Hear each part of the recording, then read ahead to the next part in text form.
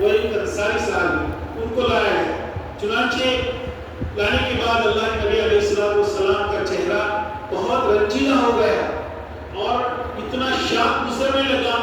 تو صحابہ نے فرمایا کہ یا رسول اللہ کأن هذا شق علیک کہ ہم آپ کے چہرے کے اوپر گرانی دیکھ رہے ہیں اور ایسا دیکھ رہے ہیں کہ کسی نے آپ کے اوپر راکھ چھڑک دی گئی ہو, اتنی گرانی ہو رہی ہے. تو اللہ کے نبی علیہ السلام نے فرمایا کہ تم لوگ اپنے بھائی کے خلاف شیطان کی مدد کرتے ہو, تم اس کو معاف نہیں کر سکتے, تم میرے پاس لے کے آ نہیں سکتے, یعنی تم لے کے میرے پاس نہیں آنا تھا, آپ ہی وہاں معاف کر لیتے, اس کا معاملہ نمٹا دیتے. کیونکہ اللہ پاک نے فرمایا کہ وَلْيَعْفُوا وَلْيَصْفَحُوا, معاف کرو, ہم درگزر کرنے والوں کو یعنی کہ معاف کرتے ہیں. اسی طرح عمرو بن شعیب رضی اللہ تعالیٰ عنہ فرماتے ہیں کہ اسلام میں سب سے پہلے جس کا ہاتھ کاٹا گیا ایک انصاری صحابی تھے. گواہوں نے گواہی بھی دی, اللہ کے نبی علیہ السلام نے اس کو ہاتھ کاٹنے کا حکم بھی دے دیا, لیکن اللہ کے نبی علیہ السلام کا جب چہرہ دیکھا گیا کہ غم کے مارے مارا جا رہا تھا اور ایسا لگ رہا تھا کہ کسی نے اللہ کے نبی علیہ السلام کے چہرے کے اوپر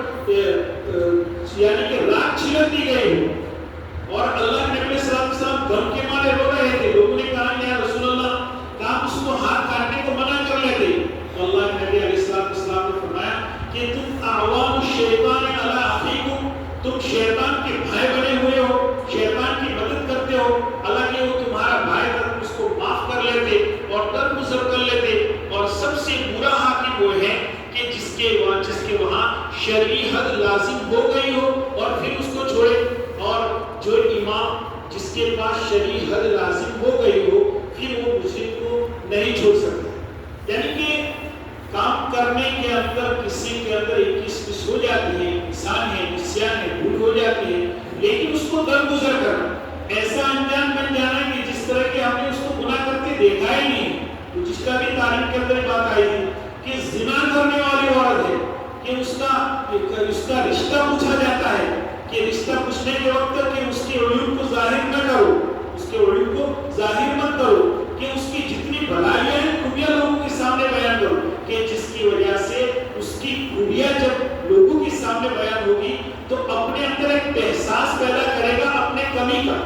کسی ساتھی کے اندر کوئی عیب ہے اور لوگ اس کی عیب چھپاتے ہیں اور اس کی خوبیاں بیان کرتے ہیں, جب اس کے کاموں کے اندر اس کی خوبیاں جب آئے گی تو لامحالہ وہ بجائے گناہ کرنے کے وہ گناہ کو چھوڑنے والا بنے گا کہ میرا اتنا عزت اور اکرام ہو رہا ہے, میں کیسے گناہ کر سکتا ہوں. اس نے میرے عزیز دوستوں بزرگوں کام کرنے والے ساتھی خاص کر کے اس کا دھیان دیں کہ اللہ پاک ہمیں جو گناہ کرتے ہیں ان کی پردہ پوشی کرنے کا اللہ پاک ہمیں آسان فرماوے اور اس کے لیے جتنے جو رکاوٹیں ہیں رکاوٹوں کو دور فرمائے اور 100% دین ہمارے زندگی کے اندر آوے, اس کے فیصلے فرمائے. اللہم صلی علی